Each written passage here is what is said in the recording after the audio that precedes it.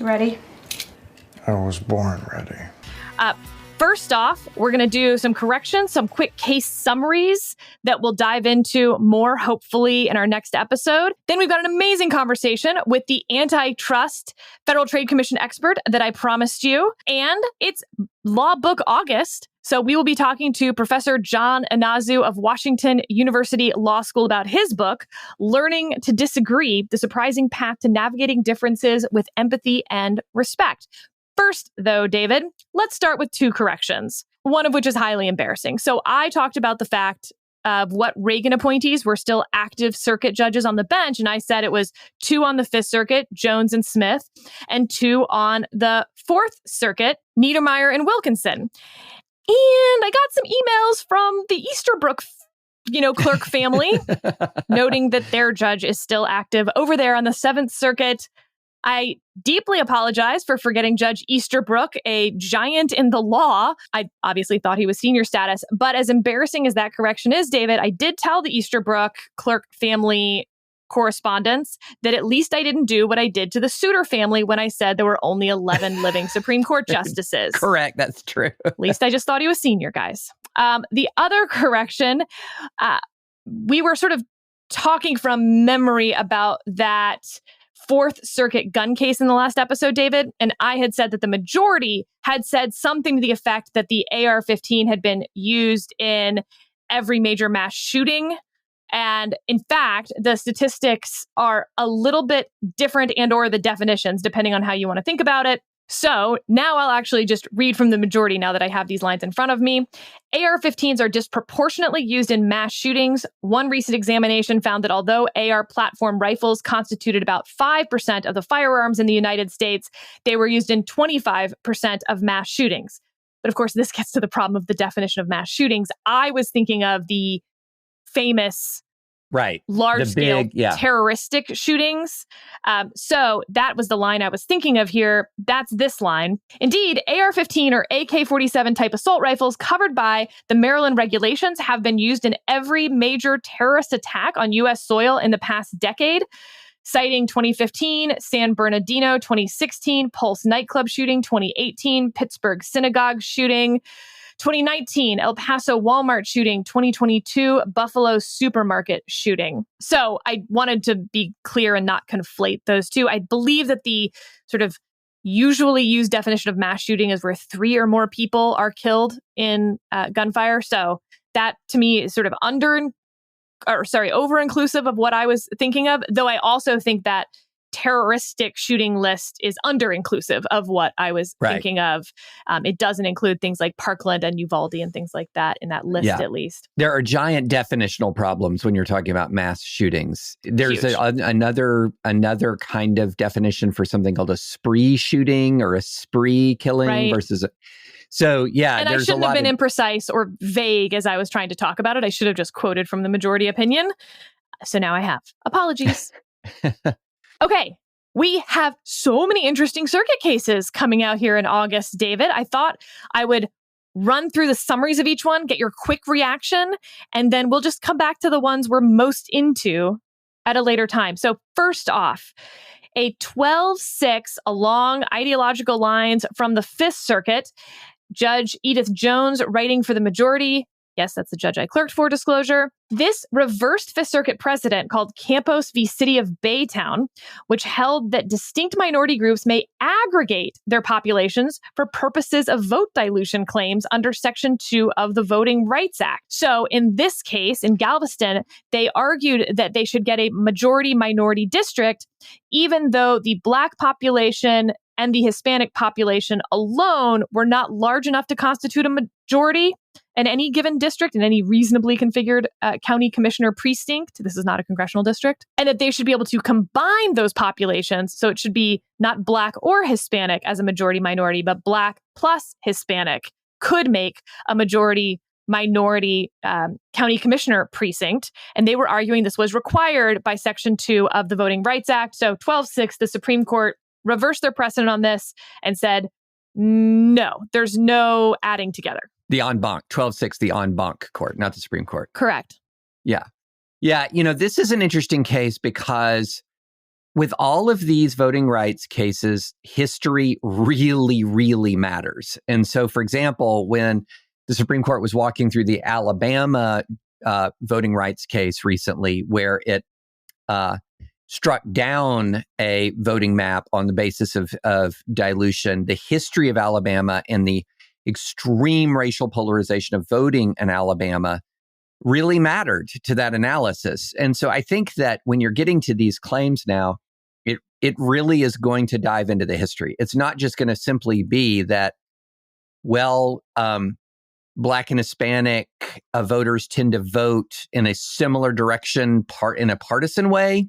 And so therefore, what you're doing is you're aiming for Black or Hispanic voters as a proxy for partisanship, but you're really aiming on the basis of race. Well, you might be able to win on that, but it gets really, really difficult because partisanship, you can do a partisan gerrymander. And if the evidence is you're doing a partisan gerrymander, it gets really hard. But if you said, well, we have 85 years in this particular precinct of history or this particular state of history of intentional race-based discrimination, both against Black and Hispanic voters in a way that has diluted their vote share for a very long time on the basis of race, and you can document that, then you're going to have a chance here. And I just think that these voting rights cases are going to decreasingly move away from just a rote, does this disproportionately impact Black or Hispanic voters, and increasingly towards a historical analysis that says,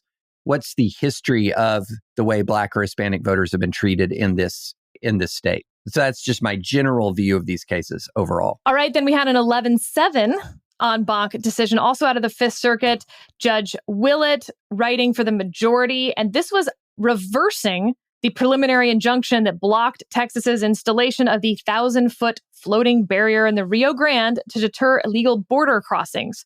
So it's reverse injunction that blocked, right? So basically, Texas can continue to have their floating barrier in the Rio Grande, according to the Fifth Circuit. This is preliminary, though. This is only at the injunction phase, but obviously made some news. Yeah, I mean, this case is going to be interesting to me. And it is obvious that if the federal government has a specific kind of approach to a specific section of the border, so for example, the federal government built a wall, the state government couldn't tear it down. But if the federal government decided, okay, for whatever reason, this segment, we're going to not have a wall on purpose as part of an overall, I don't know what kind of strategy, can you put something up? Okay, well, same analysis would seem to apply. If they put something up, the state couldn't tear it down. If the federal government intentionally didn't want something there, could the state put something up? Well, the state's not going to be able to trump explicit federal plans. But what if there isn't a plan? What if there's a void? Then it seems to me that the state can move in that circumstance, and then the federal government can trump it. But, in what form? How can it trump it? Can it just trump it by saying, get that down? Or does it actually have to do something more formal than that? It's a fascinating issue. And it goes, a lot of this stuff goes back to the Obama era Arizona case. How much more can you do as a state on top of federal immigration enforcement? How much more can you do as a state extra and above? And, under that precedent, the Arizona precedent, the answer is not a lot extra.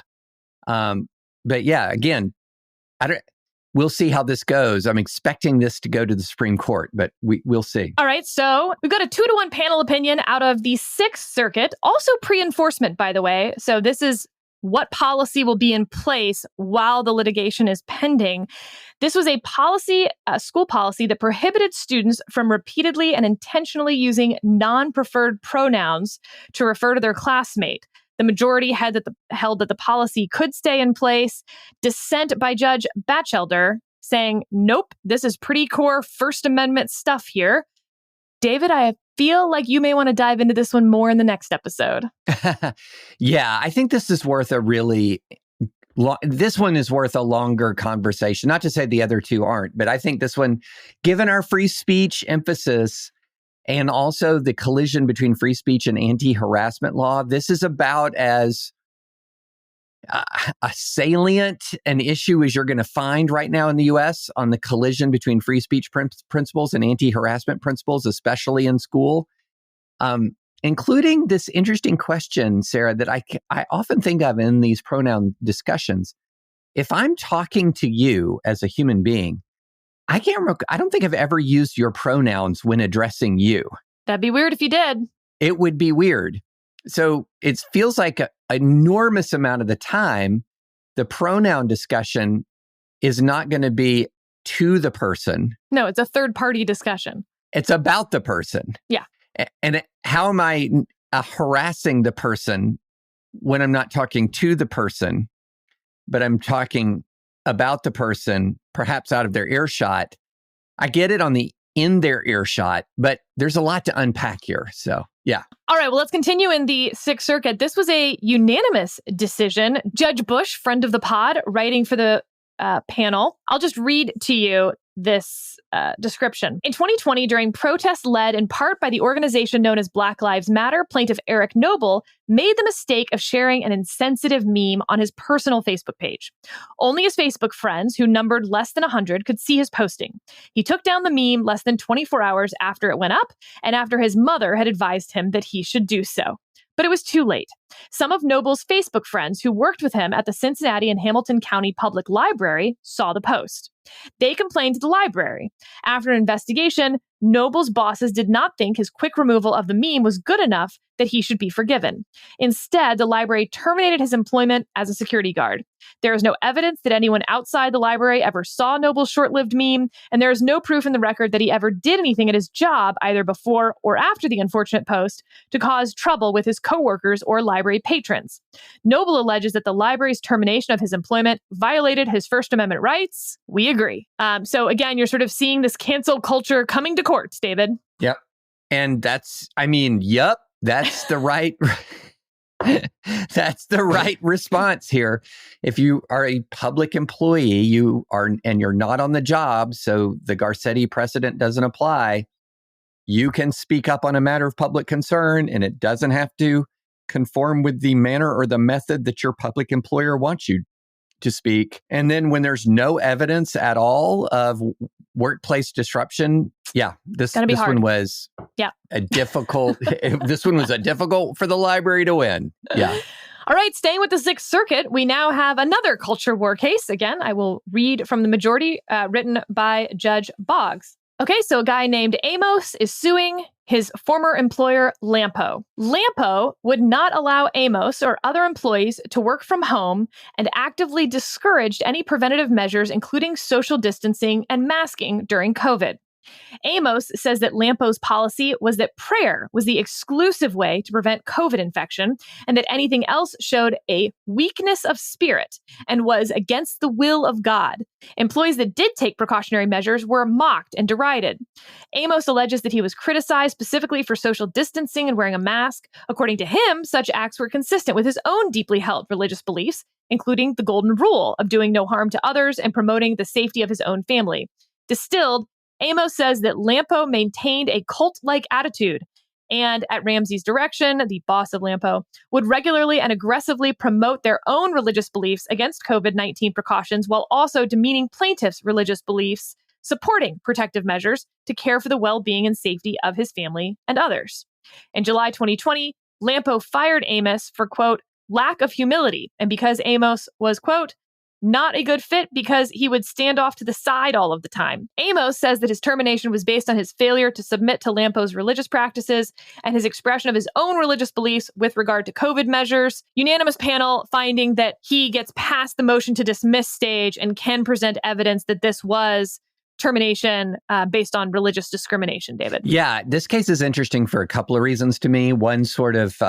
One legal, one cultural, so cultural/political. So the legal reason it's interesting is, so Dave Ramsey is very big in evangelical Christianity, financial advisor, got a very popular talk show, runs a big business here in Middle Tennessee, not far from my house. You drive by and you can see a Ramsey building or Ramsey campus. It's huge.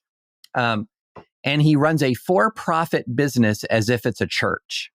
So it is a for-profit business. It's not a nonprofit, but he runs it and imposes all kinds of religious requirements on his employees. And so this is not the only lawsuit pending around that. And the question is, how much can a for-profit company run itself as an explicitly Christian religious entity? And there's a lot of people who cheer on Dave Ramsey for this. They think it's he's making a sort of religious liberty argument that he gets to do this with a for-profit company, and that the non-discrimination laws shouldn't apply to him.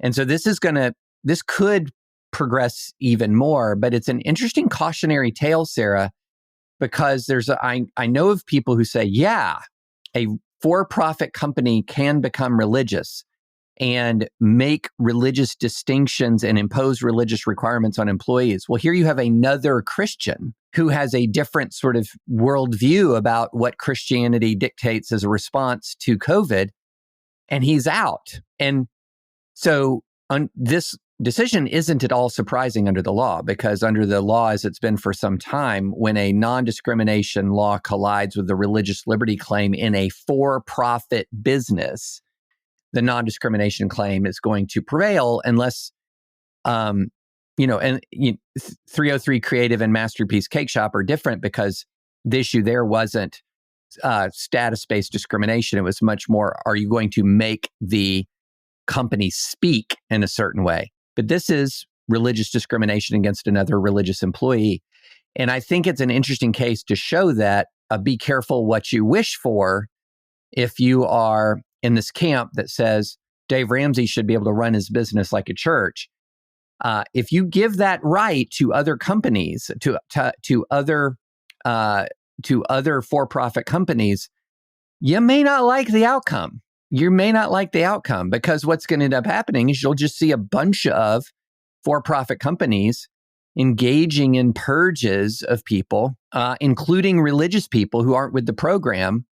And look, to some degree, they can do that if it's non-religious discrimination. But here, engaging in explicit religious discrimination for a religious purpose as a for-profit company, yikes. I think this is a fascinating case. Okay.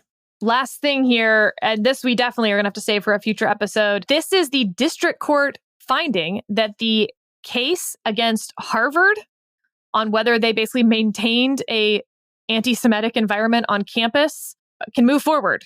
There is enough evidence that they did, in fact. But interestingly, David, as you pointed out before we started the show, they did not for MIT. Yeah. And it's not that there wasn't blatant, horrible anti-Semitic behavior on MIT's campus, similar, sometimes worse than Harvard's. But each time that MIT would do something to try to prevent that behavior from repeating, and Harvard embraced it. Yeah. So so you read the MIT case side by side with the Harvard case, and you're going to see terrible things that happen to Jewish students at both campuses. But in the MIT case, what you're going to see is MIT kept trying to do stuff. And the bar for a Title VI claim here is deliberate indifference. In other words, you knew stuff was happening. Were you indifferent to it? Or did you do something about it? And even though MIT's responses weren't always as effective as they wanted them to be, they did something. They responded. Harvard was different. I'll just read out loud. And we really do need to dive into this, because this is going to be a big issue in about 2 weeks on campus, especially if the Northern Front kicks off in Israel. But it says, but as pled, Harvard's reaction was at best indecisive, vacillating, and at times internally contradictory. For example, the day after Dean Ball emailed all Harvard law students that Kasperson Lounge was limited to personal or small group study and conversation, demonstrators hosted a vigil for martyrs in the lounge without any pushback from law school administrators. Rather than call a halt to the vigil, Dean Ball attended it. Outrageous. Wow. Well, that will be fun as that lawsuit continues. We can talk more about that. But David, we need to learn some antitrust law. Is this thing real or not? I don't know. Are we going to get an answer or not? Stay tuned.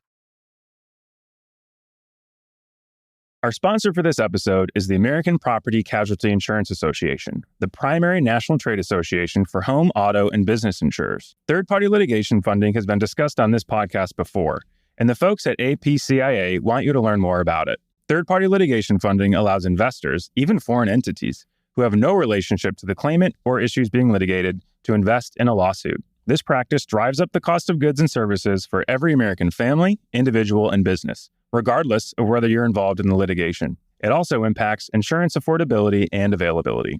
Because of that, APCIA says it's time for transparency and mandatory disclosure of third-party litigation funding. It's time for sensible reform. To learn more about third-party litigation funding, visit apci.org. That's apci.org. Did we not promise you the antitrust expert of antitrust experts? Joining us right now, Noah Phillips, former Federal Trade Commission commissioner. That's sort of odd, actually. And co-chair of the antitrust practice at Cravath, also known as the Death Star. This is one of those things that you go into law school and people are throwing around the word Cravath. You have no idea what this word means. You think it's like a Latin legal term. And then it turns out that it's simply code for the fanciest law firm in America. And also, I will mention, former chief counsel to John Cornyn, my first campaign boss. So, Noah Phillips, thank you for coming to explain how antitrust is not a real thing. And just before we start, just to be clear, everything you say on this podcast is attributable both to Cravath and all of your clients. And if you could tell us which client was being billed for this, et cetera, that'd be helpful. So I think, well, first of all, Sarah, David, it's great to be here with you. Everything Sarah just said wasn't true with a few exceptions. This is not attributable to my clients. What I'm going to say is not attributable to my firm. And I'm not billing this. But it is great to be here with you and to tell you about why antitrust law is a real thing.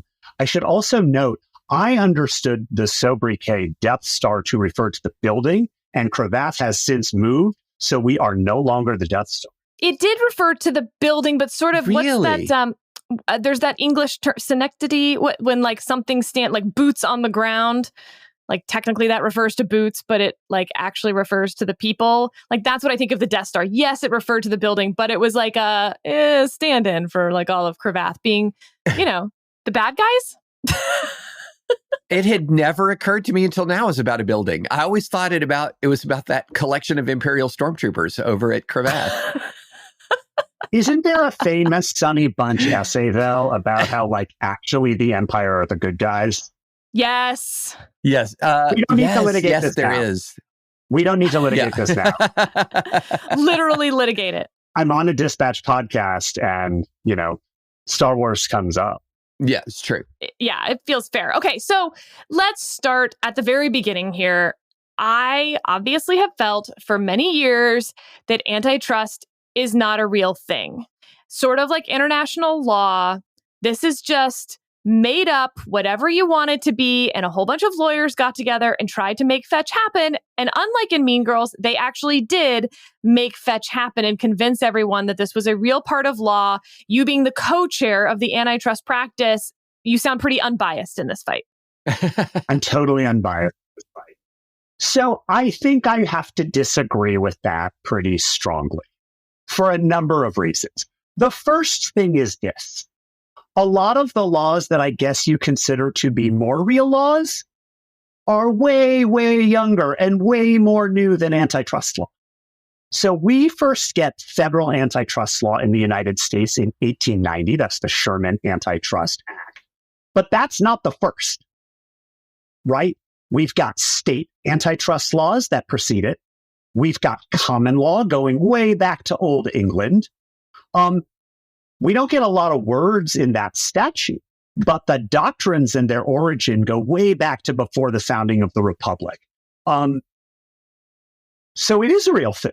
And it's a thing that courts were enforcing. They were even enforcing it before the statute and certainly after the statute and over the 134 years of legal development since the Sherman Antitrust Act, we have had the development of quite a legal doctrine. I'll also add the following.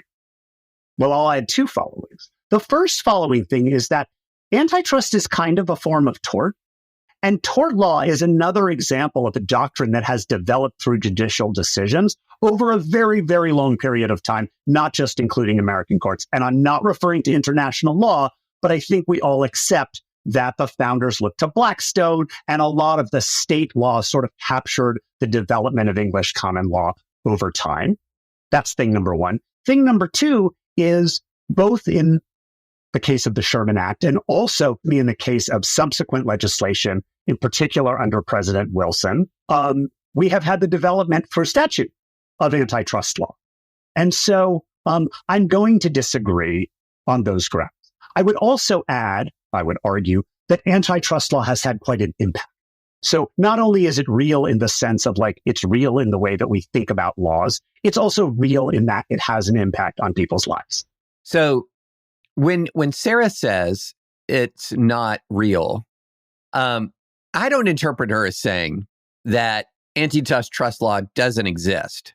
I interpret her more as saying this is mostly just judicially made up in the absence of clear statutory standards and guidelines. So it's what 100 and some odd years of intermediate scrutiny look like, which would be 100 and some odd years of the judge decides. So Sarah, would that be steel manning your there is no antitrust law position, or is that? Yes. And we'll, okay. A question we're going to ask is what type of challenges could the Sherman Act or the Clayton Act ever face? Or is this just in a post-Lochner, post-privileges and immunities era, Congress can just do this because this feels like an unintelligible principle to me? Okay, so let me speak to a number of those issues, and it's a compound question. So as a lawyer, I have to object. Point number one, the Sherman Antitrust Act is pithy, right? The core of it is two different provisions. They don't have a lot of words. The core of the language is restraint of trade.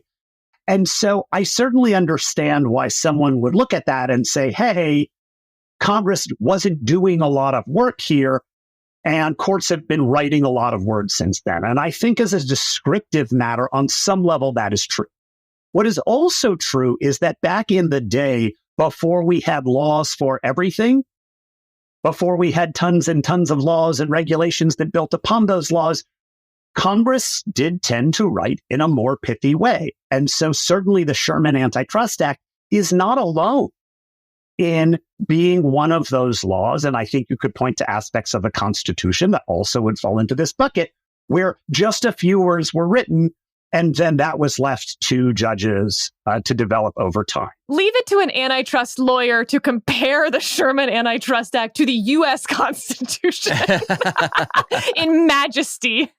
I got that from my antitrust professor back in law school, whose opener on the first day of class was like, the way this works is kind of like how a lot of constitutional law has worked. And I understand that there are quibbles with that, but that has been the way that it is. Let me speak to the Clayton Act, though, because there's a story here. And the story is very much a reaction to, I think, what you, Sarah, and you, David, are saying, as at least in terms of describing Sarah's view. In 1911, the Supreme Court upheld the Justice Department's attempt to break up Standard Oil, which you could think about as the original gangster trust. If there's any trust, although there were many trusts that Congress had in mind in adopting the Sherman Antitrust Act of 1890, it was Rockefeller and Standard Oil.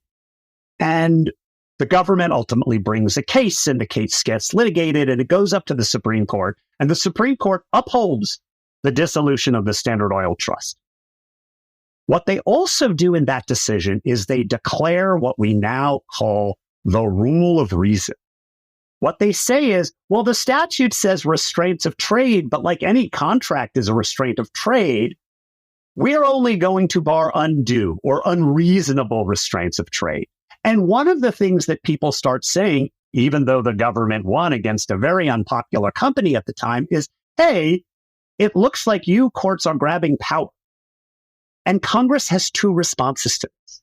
The first response is to create a set of more specific rules, and that is the Clayton Act. So if you read the Clayton Act, which for your listeners who might care about these things is, well, among other things, where we get modern merger law. But the Clayton Act is a series of more specific proscriptions, right? Where Congress is saying, all right, courts, you're going to do what you're going to do with the Sherman Act, but here are some things, some specific kinds of conduct about which we care. So that's congressional response number one. Congressional response number two is they create an expert agency. And that agency is going to advise the courts. It's going to advise Congress. It's going to advise businesses on what and what is not. And they pick a term that's a little broader than the Sherman Act, an unfair method of competition.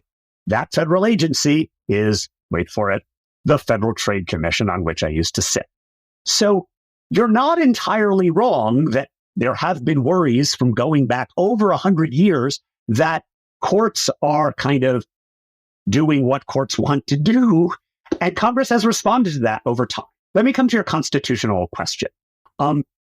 We got the Sherman Act in 1890. It's 2024. That's 134 years of the law being resistant to objections like those, with the exception of one category that I think is very much still something that can worry courts. The Sherman Act is also a criminal statute. And when you're talking about a criminal statute and going to jail and your life is on the line, then courts tend to be more skeptical of vagueness. They tend to adhere to something that we call the rule of lenity. And so it has long been the view that if the Justice Department is pursuing someone criminally under the antitrust laws, specifically under the Sherman Act, they have to be going after conduct that is very clearly illegal. One thing that is interesting to note, at the beginning of his tenure at the Justice Department, Jonathan Cantor, who is the Assistant Attorney General and the head of the Antitrust Division, said that he wanted to explore criminal applications of Section 2. So there's Section 1, which is restraints of trade, and Section 2 is monopolization. Section 2 tends to be a little less well understood, and there's always been a debate about how you apply criminal law in that context. So that is an area where I think courts have viewed with some skepticism too broad an application of the Sherman Act. You also said the magic words intelligible principle, although I think you said unintelligible principle. I tend to think of that phrase in the context of the delegation doctrine, right, or the non-delegation doctrine, which the court used in the New Deal to strike down things like the National Industrial Recovery Act, which used the code, it had the phrase codes of fair competition. The general rule, although it has been rarely enforced since the New Deal, has been that Congress can't just delegate to agencies the power to make rules without an intelligible principle. And there's a lot of talk, as you guys know better than I do, about the non-delegation doctrine. For the most part, that hasn't been relevant to antitrust law. But the Federal Trade Commission has, in recent months, started to make rules, make antitrust rules. They're trying to ban all the non-competes in America. And one of the arguments that plaintiffs who are suing to stop this rulemaking are making in court, echoing complaints I made when I was a commissioner, is that the use of the FTC statute to make rules like these violates the non-delegation doctrine because unfair methods of competition is not an intelligible principle. Okay, so that's super fascinating. The thing that has won me over the most, or that I'm most intrigued by, is this tort comparison, and that antitrust law as common law goes back to the founding and before the founding, because this is going to then mix into some text history and tradition potentially. And so my next question is on how antitrust law has interacted with the conservative legal movement. And of course, I'm thinking here about Robert Bork. Robert Bork is the antitrust guy, and he's also going to be the father of originalism in a lot of ways. And then, of course, he's going to be nominated to the Supreme Court and borked. And what we know about the current justices on the court and how antitrust vibes are going. Okay. It's funny that you use the word vibes, because there's a lot of vibes right now in the press about where a variety of things are going. Also, in my argument is antitrust is all vibes, no intelligible principle. So, yeah. So respectfully disagree. let me take that in a number of different ways. So Bork is one of the most famous figures, not only in constitutional law and originalism, but also in antitrust. And if you ask my dad what he told me years ago, his view is that Bork got borked for antitrust, not for the other stuff. Ooh, hot take. Hot take, but you can have David Phillips on a different podcast. What I would say is the following. I think that Bork, there's a commonality in Bork's critique of antitrust law when he is writing about it, and of constitutional law when he is writing about it. So if you look at what Bork writes about both, what he sees is, for lack of a better way to put it, kind of a hot mess. Things that don't make a lot of sense. And Bork is looking to add clarity to both constitutional law development and antitrust law development. And I think Bork's methodology, right, is similar. He's looking at similar kinds of things. Bork is not the only person who's involved in a change that happens in antitrust law beginning in sort of the late 70s. Bork is one of a number of scholars who are both lawyers who don't see any coherence in the application of the law, including by the Supreme Court, and in particular in the context of mergers, but also other kinds of conduct. In fact, there's a famous Supreme Court dissent that says the only principle in antitrust, in merger law, appears to be that the government always wins. But there are other people who are looking at antitrust law who share his view, and they're also looking at a lot of the things that courts are condemning under newly developed doctrines at the time. And they're saying, wait a minute, like, why are we calling this illegal, or why are we calling this illegal in this way? So at the risk of geeking out a little on an already somewhat nerdy podcast. Somewhat nerdy. We're all the way nerdy. Yeah. How dare you, sir, call us only somewhat nerdy? That is an act of aggression, but continue. So they're basically two, wait for it, Sarah, buckets in antitrust law. There is what we call per se, which is conduct that is so clearly bad, we don't need to spend a lot of time with it. Think about it like dividing markets or setting prices, right? That, to be clear, I mean competitors dividing markets or competitors setting prices. And then there's the rest. And that is governed by, back to our Standard Oil case, the rule of reason, where what we're really doing is like a searching look at, like, how does the market look? What is the conduct? What is its effect? What are its justifications? Vibes. No, those are not vibes. Those are facts. And some of those facts there are measurable. Vibes. Okay, let me back up and ask a question that has been a question for me for some time. And that is, how much of antitrust law is focused on anti-monopolistic doctrines regardless of effect, or how much of it depends on a negative effect for a consumer? Because this has stumped me all the way from, I'm old enough to remember when Bell Company was broken up into all the baby Bells, right? And I remember being stumped, my very young self was stumped as to how this was helping me. Because before we had very cheap landline telephone service, and after we had the same priced landline telephone service that went to, I believe it was Southeastern Bell instead of just Bell. I can't remember exactly.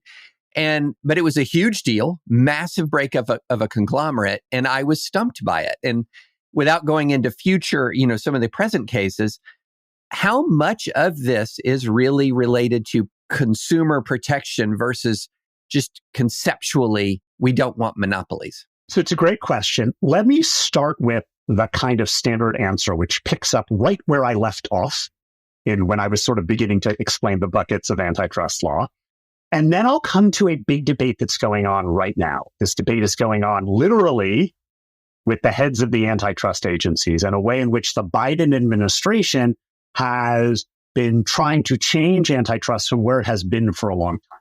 So I was beginning to explain that there's like per se, generally bad. We don't need to think a lot about it. We kind of know that. And there's rule of reason, which is everything else. In per se, you generally don't need to show effects, like to get to per se liability. We're just going to assume that if you get together with your competitor and you decide, here's what the price of our product is going to be, we're done. It doesn't matter even that you've got other competitors, right? So we don't care about it. But under the rule of reason, for all the rest of the stuff that isn't illegal per se, we are asking about effects. And this comes back to Bork. It brings us back to Bork, because the phrase that Bork used to describe this was consumer welfare. That antitrust law was at writing, right? Not at the founding of the Republic. Although, again, there were these antecedents under English common law, and there was developing state law, that it was concerned with the welfare of consumers. Why does this matter? The other way to think about it is the welfare of competitors, right? What are other companies doing? And if you take the example of raising prices, which is a sort of classic effect that a monopoly can achieve, right? If you raise your prices, that's bad for consumers, right? Because they're paying more, but it's good for your competitor, right? Because your competitor can underprice you. Flip the hypothetical. If you lower your prices, right, that's good for consumers, but it may be bad for your competitors. And Bork was concerned, and many others too, not just originalists, by the way, with doctrines or the evolution of doctrines that condemned conduct that was clearly supportive of competition, like you were raising your price. And so they wanted to limit, for example, what we call predatory pricing under antitrust law.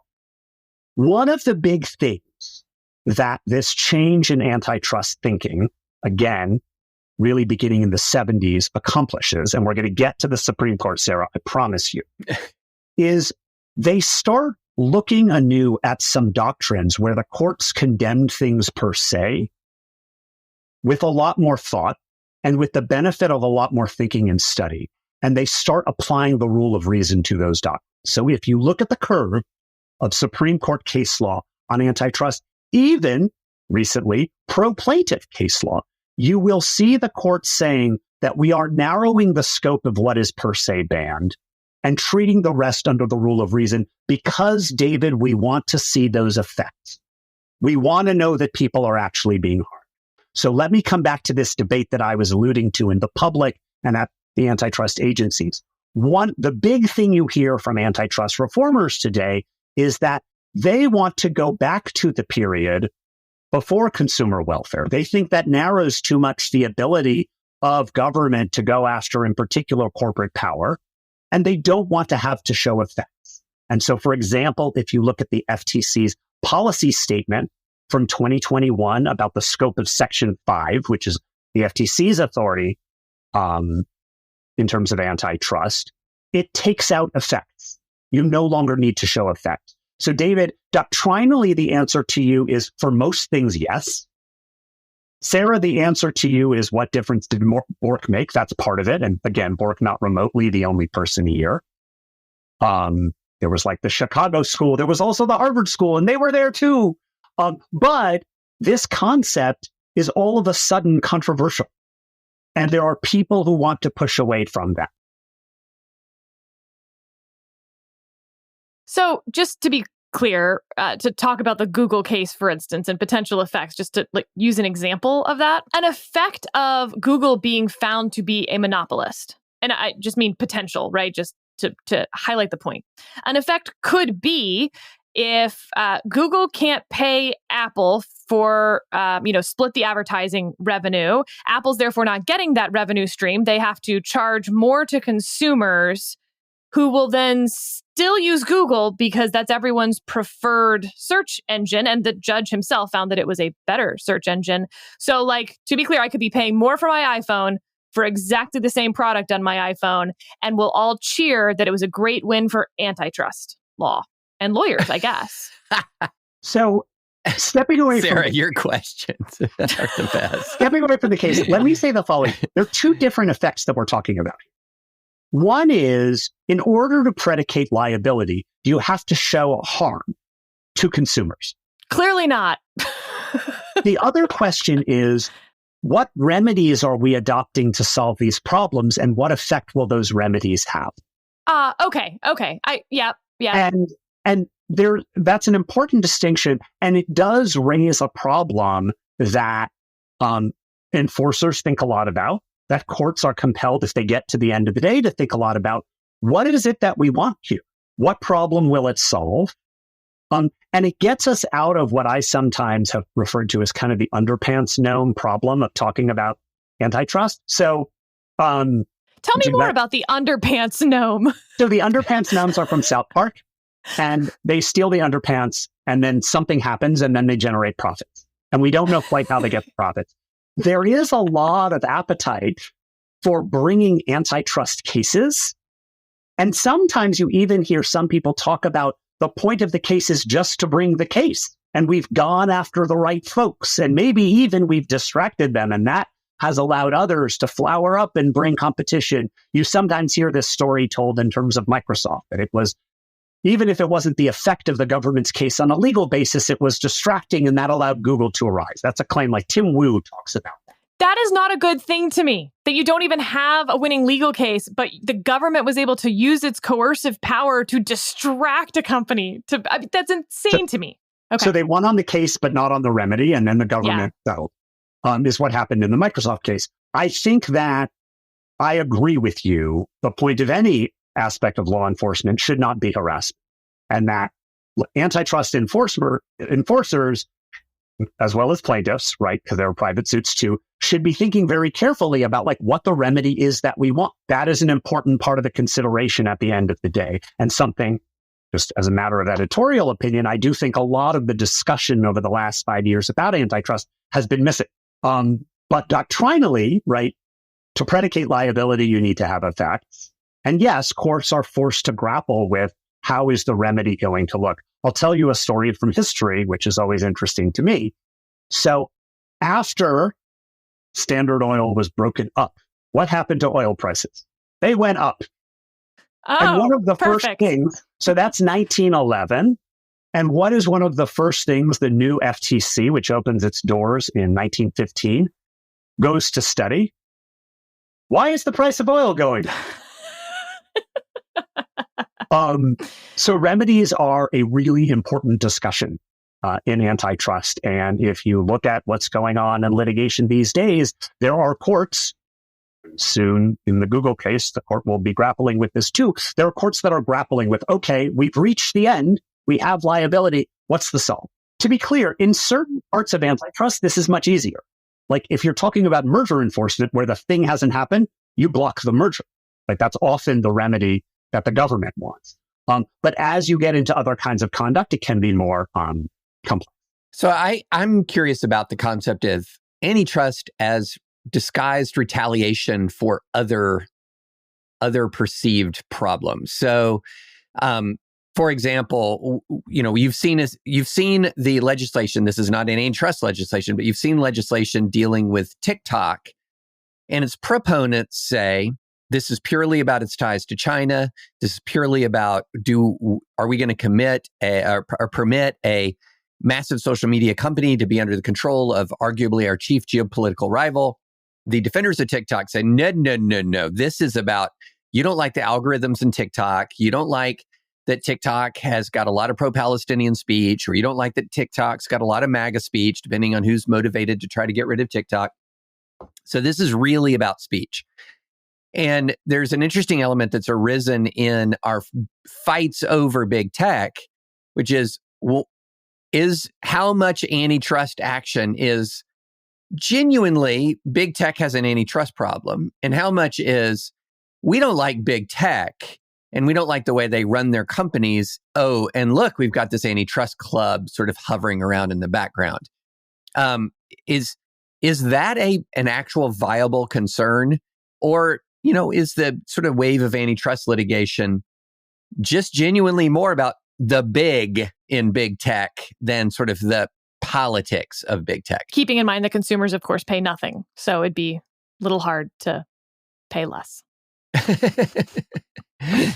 I want Twitter to pay me. Well, let's unpack a few things here. I think the first thing I would say is, as you know, Congress does things for lots of different reasons. And Congress is not governed in the sense of like what motivates it. There are limits constitutionally to what it can accomplish, to be sure. And in the context of the legislative process, we debate the wisdom of lots of statutes from a prudential point of view. But Congress isn't like bound in adopting antitrust laws to adhere to any principle. They can pass not whatever laws they want, but they can pass a lot of laws.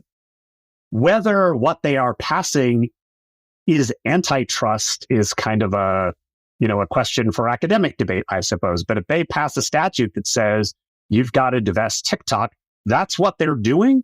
And why they're doing it isn't terrifically important. That actually dovetails, of course, with a very interesting issue in the development of constitutional every other kind of law over the last few decades, which is we used to do a lot more, or courts used to do a lot more purposive analysis. We are going to interpret this statute in light of the purpose we saw Congress as having, as opposed to the textualism that, for the most part, courts apply today. So what Congress is doing is what Congress is doing, whether they call it antitrust or not. I do think that if you look at the course of American history, there have been times where people have thought about antitrust or looked to apply antitrust for reasons that aren't animated by clear, like, antitrust concerns, or what an antitrust expert, let's say, would consider a valid concern under antitrust, because the law only goes so far. One would hope that enforcers bring cases that are well predicated in the law. Having been an enforcer, that's certainly what I tried to do, and sometimes I didn't agree with the cases that we brought. One would also hope, of course, that courts, right, evaluating things are evaluating them in terms of the law, not in terms of whatever animated the suit that was brought. There is a long, I don't need to tell you, there's a long strain in, I think, American history of suspicion of things that are big. And that also applies to the private sector. And I do think if you look at the politics surrounding, for example, the adoption of the Sherman Act, they were concerned about the trusts, partially for reasons that are very cognizable under antitrust law, cartel-style behavior. But also, they might have been concerned about other things as well. What's important to my mind for the rule of law is, that when the cases are brought and when the cases are adjudicated, that they have a sound basis in what the legal principles actually are. Let me come to sort of big tech, whatever that means. And if you want to hear my opinion on why that phrase is not particularly helpful as a descriptor, go to the other Dispatch podcast that I did years ago with your colleague, Jonah Gold. Never heard of him. Never. Sarah, he does that, our spinoff podcast. Your spinoff, exactly. Yeah, you should listen to it. It's actually really good. Oh, good for him. The large companies are certainly not immune from antitrust law, and there will be times when large companies do violate antitrust law. That's part, even though the government didn't litigate it to the end of remedy and win there, they did win on liability in US versus Microsoft. And I, for one, think that's a sound decision. And so I think it's not quite fair to say that there's no cause at all for concern. What we want to make sure is that law enforcers and that judges are thinking about, whether the conduct violates the law. Now, to be clear, as I've just alluded to, people may have different views about what violates the law, and that's a fair discussion. But I don't think that the whole discussion is utterly outside of the scope of antitrust, even if there may be some who may be motivated by things that are not consistent with where the law is. Okay, last question. If I'm a law student or a potential law student and I'm hearing this podcast, I think Noah Phillips sounds pretty freaking cool. And I think he sounds like he's having a good time in his legal career, unlike a whole lot of other people.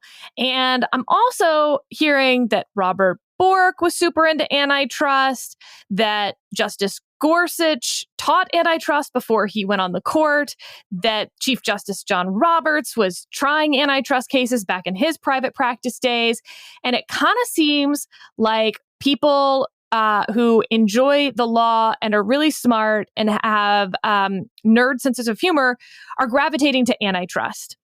And obviously, Sarah thinks antitrust is all vibes, and maybe that's why they're having such a good time, because they're not tethered to anything whatsoever and it's all made up. But I'm curious if you have a pitch to law students of why antitrust is the place to be. So I just want to be clear, law students, there are lots of areas of law that may be very exciting to you.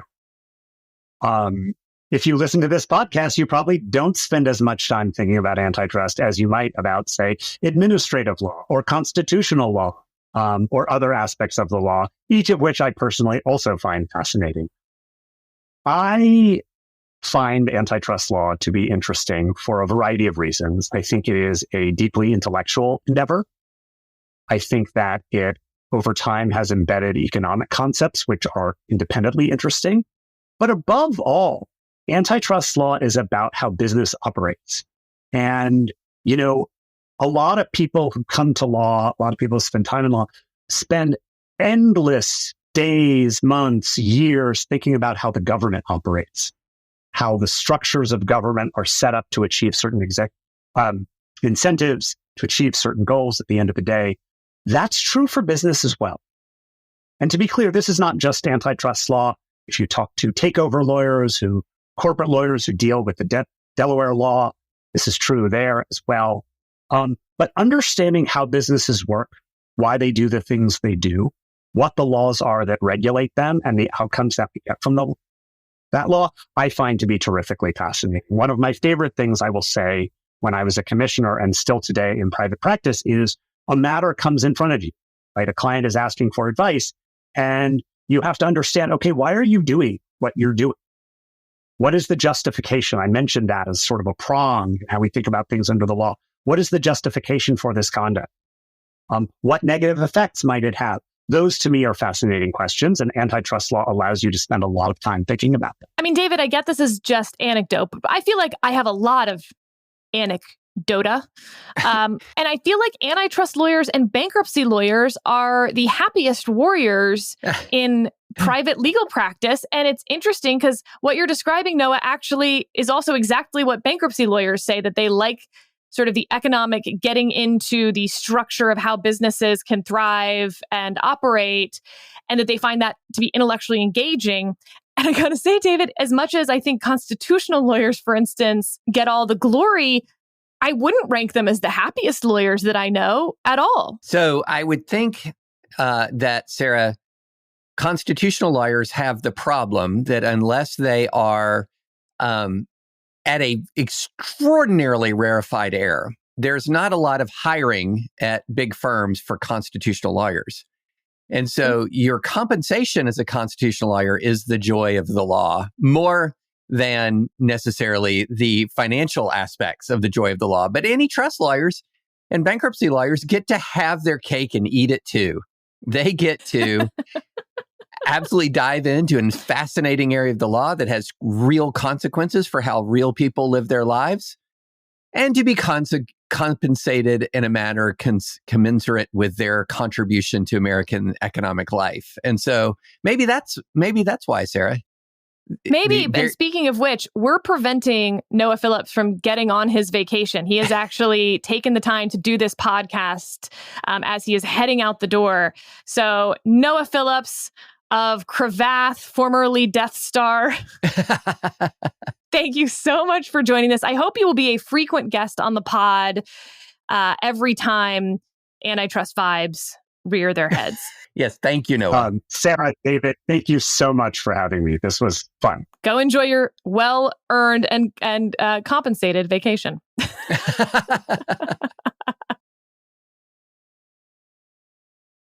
All right, David, I'll tell you the most important thing that I learned, the most sort of effective pushback to my antitrust is not real, was Noah's argument that, in fact, antitrust law went back before the founding in sort of common law forms.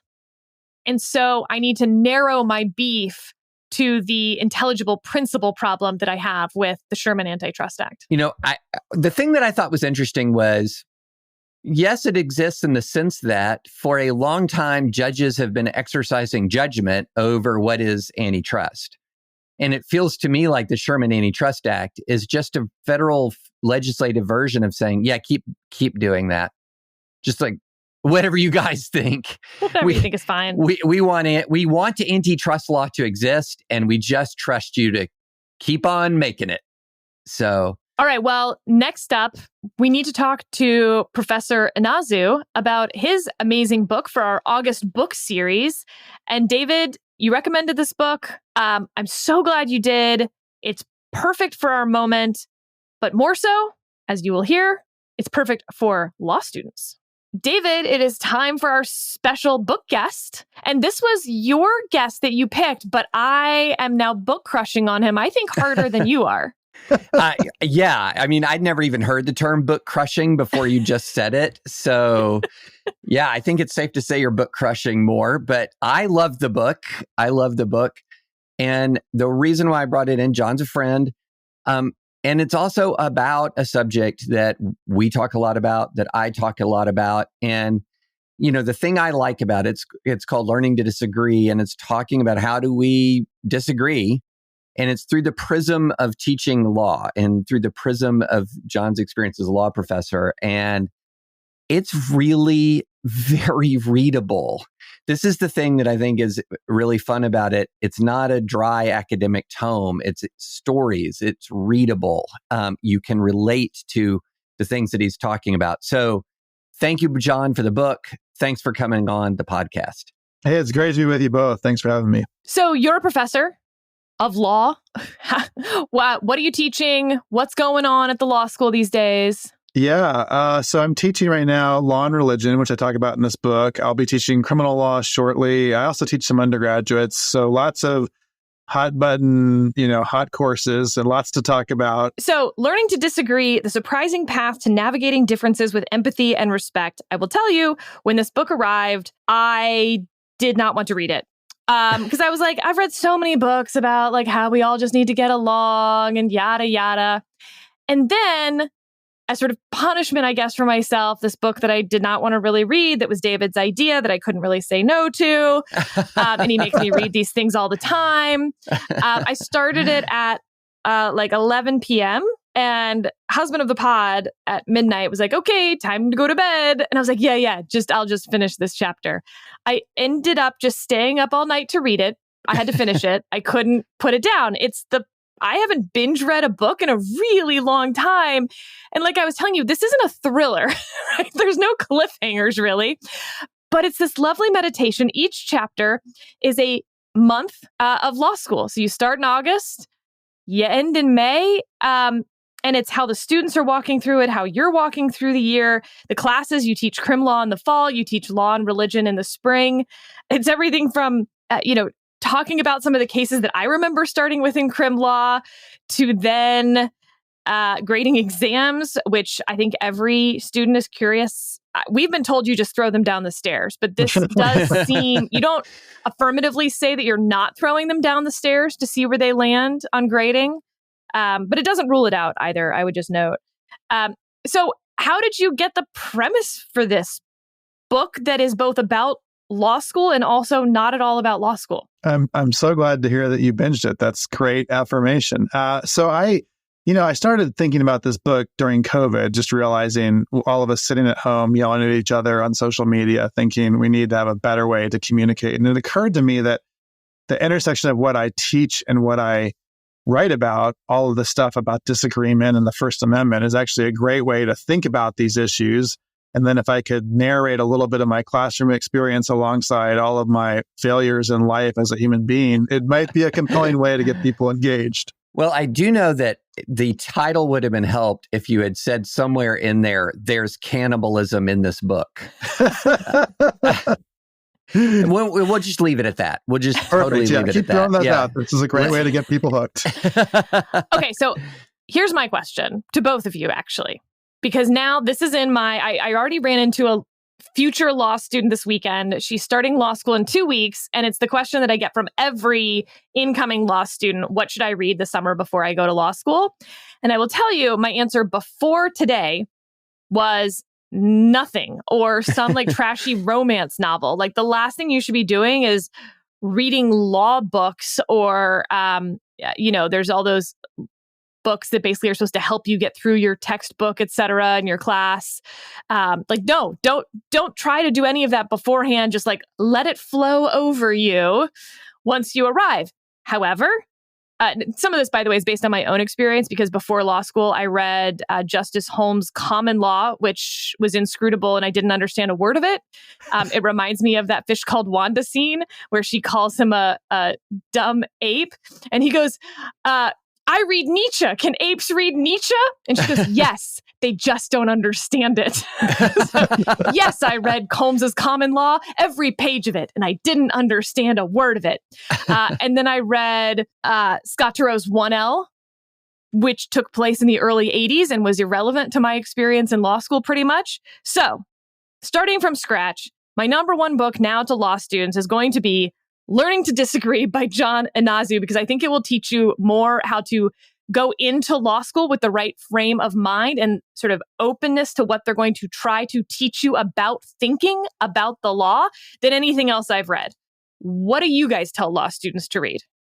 Future law students. Let's just end it there. Let's just end the podcast there. That was great. Move on. Yeah, I think your advice is great, Sarah, that read something fun because you're not going to be able to do that for a while. So don't try to over-prepare. There are some good books out there that are a little more technical. Fred Schauer has a good book, How to Think Like a Lawyer. Jeff Powell at Duke Law just put out a book that I think is super helpful. But kind of to your point about Holmes, you're not really going to get this until you've been doing it a while. So those are almost like better books over Christmas break or something than they are going into law school. What about Getting to Maybe? Have you heard about that one, about how to write your law school exams? I do wish that I had maybe been at least able to skim that or something, because I bombed first semester. This is like the thing that I had a lot of trouble coming to terms even telling the podcast audience, because it's my deep shame that I got a B- in torts my first semester. I figured it out after that, obviously did much better, but I did not understand what they were looking for in law school exams. Let me just say that a B- would have been good for me after my first semester. So. The only book I have recommended, although I do say, I hate to say it, I read 1L before I went to law school, which was closer to the 80s, Sarah, like really close to the 80s, 91. Yeah, it was. And enjoyed it. And it made me have a better 1L year because I was expecting what I read in 1L. And then I thought, this isn't so bad. And it was only sort of later when I looked back, I thought, no, that was actually really hard. But the useful book is Plain English for Lawyers.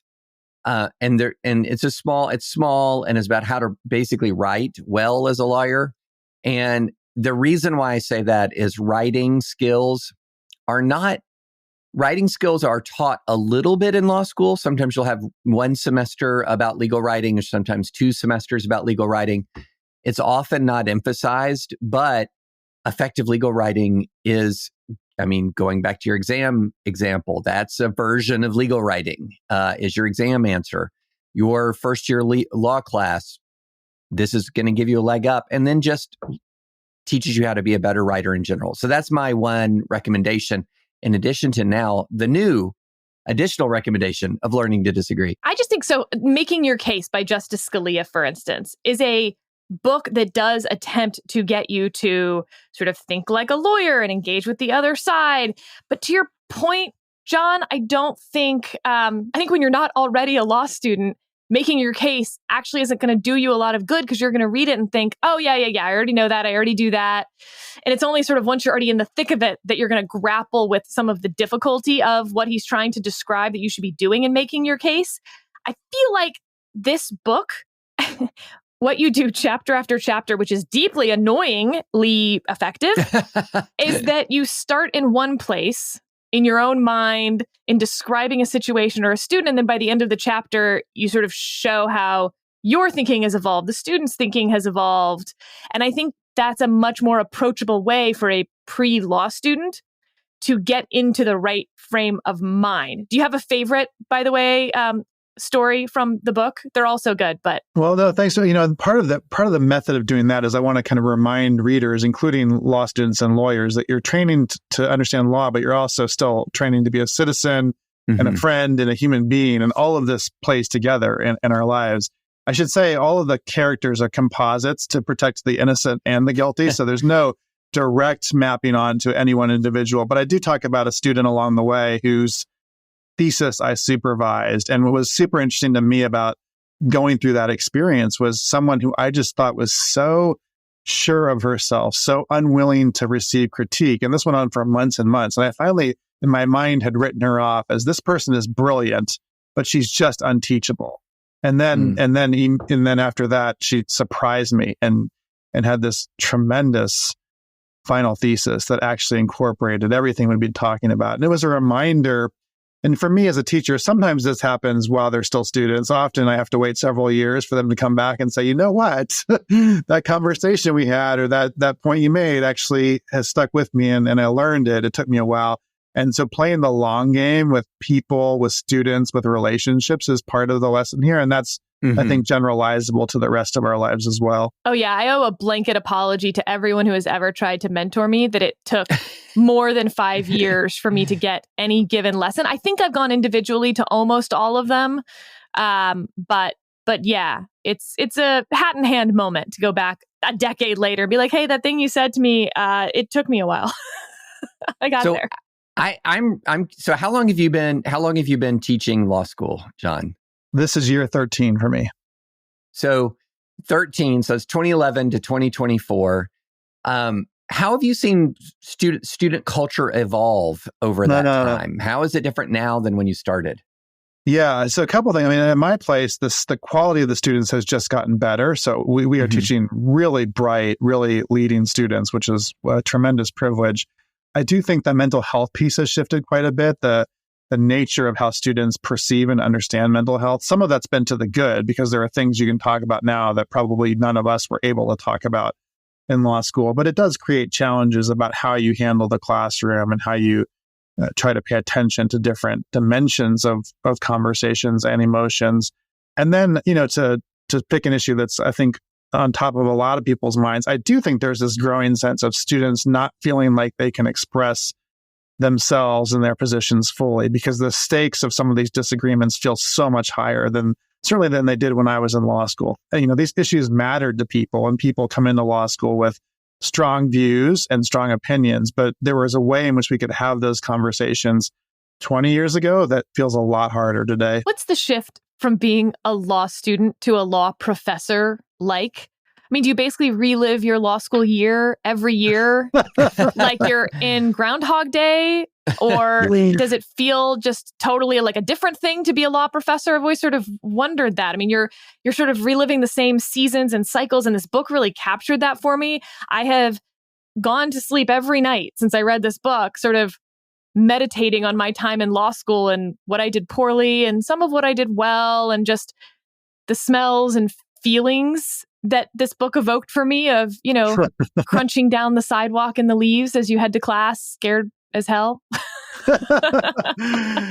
Yeah, I think like for me on the other side of things, I sometimes want to remind my students law professors are people too. And I think when I was in law school, these people were largely just filling a role in my life. And sometimes they were mentors and some of them were very good, but they were somewhat one-dimensional through my lens of being a student and trying to make life work. And from the other side, I love being a law professor, but I've got a lot of other things I do in my life as well. And it's just one small part of what I do. And I can have bad days. And, I think certainly having more grace looking back for my own teachers, that realizing we're not perfect, we're going to get some things wrong. I once, my first year of teaching, taught the case completely backwards and just baffled all of my students. So I haven't done that for a while, but those things are there too. One thing that is a part, a theme of the book is this sort of idea of understanding, of getting in somebody else's shoes, of empathy. And what I am experiencing in my own travels around school is that is my own travels around to different schools and my own teaching experiences is, yes, the instant you can get somebody to sit in someone else's shoes really is an instant you start to have kind of those aha moments. But like you were saying, I'm finding it difficult to even want to get people to want to have that kind of imagination. as if somehow even the sitting in someone else's seat or the standing in someone else's shoes is somehow itself a compromise, as if that effort is a bridge too far. And the other thing is, I've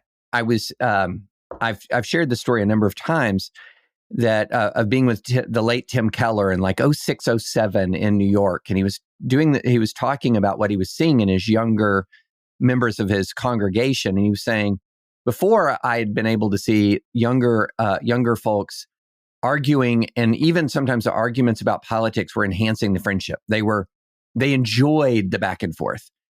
And now he said, I'm having a harder time seeing people disagree and even maintain friendships at all. Just the very fact of disagreement on any issue of any importance is enough to like reset the whole thinking. And that is just, at the time, I was alarmed by what he said. And then I saw it sort of metastasizing. But I've seen signs of hope, John. I've seen signs of hope that students are kind of getting tired of this. Are you seeing that at all? Are you seeing any signs of hope, or is it just in your part of the world kind of progressively getting worse? No, actually, I do share your optimism in this sense. And I find the privilege of being a classroom teacher and having a semester to go week after week with the same group of students and to build trust in an environment that reaps benefits every semester I've taught. And there are certainly hiccups along the way, but I see lots of students willing to engage. To me, the key distinction that you're pointing out, and going back to Tim's comment as well, Tim and I did a book together a few years ago, Uncommon Ground, just trying to work on to model these notions of friendship across difference. And I think so much of it hinges on the ability to recognize the limits of evil imbued in human beings. And by that, I mean, two things are true at the same time. One, there is evil in the world and there are evil actors out there. And also, most of us are not so consumed by evil that we right. aren't able to be in relationship with other people. So we have to be able to be sensible about that. We don't have to invite the neo-Nazi into our classroom discussion. And at the same time, we have to recognize that half of the class is not the equivalent of neo-Nazis. Well, and this brings us to the faculty lounge, I think. You talk about sitting in the faculty lounge. You, in fact, specifically mention a seat that you and your colleague vie for that is the furthest away, literally and metaphorically, from the conversation. And I'm just so curious how you would describe what's going on in faculty lounges these days as part of that conversation. Like if the students are struggling, how's the faculty doing? But also, you describe yourself as being politically liberal, but religious and a man of faith, and how that interacts in the faculty lounge, what you think it would be like to be a conservative in a faculty lounge these days, how the hiring is going, whether there's that sort of ideological discrimination. Because you talk about hiring as well, where basically everyone in the faculty wants to hire another one of themselves because they're so important. There need to be more of them, which is sort of funny because, by the way, like footnote, you could really see that going the other way, that they want to be special. So like the last thing you want is to have someone else exactly like you being hired. That would undercut your specialness. But regardless, talk about the faculty side now that we've dealt with the students. Yeah, those are some good hot button questions you just lobbied over to me. I think, so first of all, I want to make a distinction between the faculty lounge and the faculty meeting. I'm writing mostly about the faculty meeting, which is incredibly boring and inefficient. I wish there were a faculty lounge to write about. I actually think that's a huge part of the problem, especially after COVID. There isn't much of the faculty lounge metaphorically or even literally where people are sitting around, talking informally, building social connections. We need more of that. Some places do it better than others, but I think all of us need more of that because that's where we realize the people alongside us are human beings who are complex and who aren't just caricatures and stereotypes, regardless of what they believe. Now, within that hypothetical lounge or that actual faculty meeting, yeah, there are challenges, I think, around ideology and belief. Those vary from school to school. Some schools do it very well. A few schools have too many conservatives and actually need to open up in the other direction. But I think by and large, it's well recognized that there are fewer conservative voices, particularly in and among some of the contentious and normative classes like constitutional law and criminal law. And that happens, I think, at a lot of schools across the board. And it's a challenge when you don't have significant viewpoints in the legal profession represented in law teaching. Then you're not preparing your students well to go out into a world of practice where that's going to be a reality with the litigators they face, with the judges there before, with the people to whom they're trying to message. So I think there could be certainly improvements in that area. You know what? Reading your book and sort of walking through some of the stories, it just, so much of it seems to be related just to this idea of introducing complexity, introducing an additional thing that maybe folks hadn't thought about, an additional wrinkle in the logic that could have unintended consequences if they pursued their firmly held position. This whole concept of introducing complexity, to me, is just key culture-wide, because it seems to me that it's that lack of humility, this sort of idea, not just that I'm right, because none of us holds a belief that we think is wrong, where it's like, I believe this, but I know it's wrong. Everything that we believe because we think it's right. But in my experience, the dividing line between the people that I have really learned from and enjoyed engaging with and the people who have tried to cancel, silence, shut down, etc., is the difference between a person who says, I think X, but I might be wrong, and I think X, and I'm 100% right. And just that one distinction is the whole key to unlocking a relationship, in my experience. And it felt like that was a real key to your book as well, just this introduction of complexity as an introduction to humility. And I thought that was I'm doing that thing, Sarah, where I have an observation and not a question. So cannibalism, is it always bad? There you go. I'm punting on that and going back to David's observation / question, because I appreciate you bringing that up, David. And you and I have talked before about how we are sometimes both labeled as moderate or centrist. I actually don't like that label at all, because I don't think any of my beliefs are the midpoint of two extremes. But I do think it describes a temperament or a posture that's exactly what you were suggesting there. One that is firm convictions, but open to challenge and open to revision, and displays hopefully a kind of intellectual and also relational humility. I have something to learn from the person sitting across from me, even if I think they're wrong, even if I'm convinced that I'm right. Okay, last question. What is the first thing you're going to open with in your class this semester? Well, I guess names, because I think that matters. But I'm actually going to hit AI pretty hard too, because I think we cannot afford not to be thinking about AI right now in the classroom and in practice. And I don't know what I'm going to say, except we need to be thinking about it and do what you want. But the exam at the end of the semester is going to be without the use of AI. Ooh, intriguing. And how, just as I'm about to teach undergrads next week, and the topic of my class, Sarah, is why American politics went insane. And it's not the Republicans did it, the Democrats did it, but it's all of the giant post-Cold War social, cultural, religious factors coming together. So it's kind of the themes of my book. But one of when you're talking about teaching and AI, what are you doing to prevent the infiltration of AI into, say, exam answers? Yeah, I mean, I think at this point you have to make exams controlled and closed. You can't. The take-home exam is dead. The take-home essay is probably dead too, and it's going to make us rethink what we do as teachers. And I'm only at the very front end of rethinking that, because I've gotten very good at doing things over the last few years that are, I think, growingly irrelevant. And, that's a new challenge and a new opportunity, but also a little bit terrifying. You could walk in with like 30 Selectrix typewriters, those manuals. Well, no, and then, David, ask your people. There's something called ExamSoft that does this all for us. So. Oh, okay. Gotcha. But I want to push back on this, right? Because do we think of AI as cheating, etc.? Or is it like asking someone to do calculus and then there's, someone invents a graphing calculator? Should we be teaching them how to use the graphing calculator or teaching them how to do calculus by hand? And maybe there's a virtue to doing a little bit of both, but if you think of AI as the graphing calculator, I feel like we're at the front end where we're still going to just absolutely make the students all know how to do everything by hand instead of just thinking of this as another tool that they should be learning how to use the tool as well. Yeah, no, when David and I were in law school, they still made us shepherdize cases, right? Talk about an irrelevant practice in legal research today. Yeah.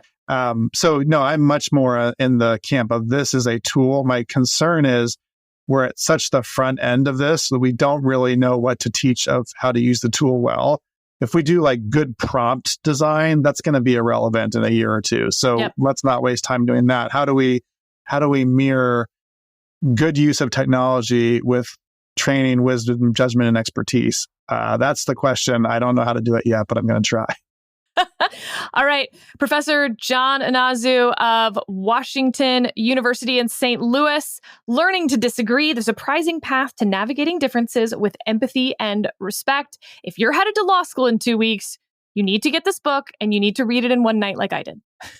It's good practice for law school, by the way, if you're reading it at 2 a.m. And I'm just going to say that's an endorsement. So I said earlier, full disclosure, John's my friend. So when I say, hey, John, I loved your book, people go, oh, he's a friend. Sarah didn't know about the book or John. And there's your unbiased endorsement right there. Book crushing. And in fact, hated it. Like hated the whole title and David proposing it. I never said that to David, but because he should get to pick one. And he said, this guy's really cool and nice. And I was like, okay, that sounds dumb. But I loved it. Just proving your point, by the way, of not judging a book by its cover, literally and metaphorically. Thank you, Professor. David, that was a real treat. We have so much to get to next episode. We're interviewing Bob Bauer about his book. This is Bob Bauer, who also was in the inner circle of Biden's campaign team. So lots of questions to ask him on the book Unraveling and on, I don't know how the last 2 months of his life has been.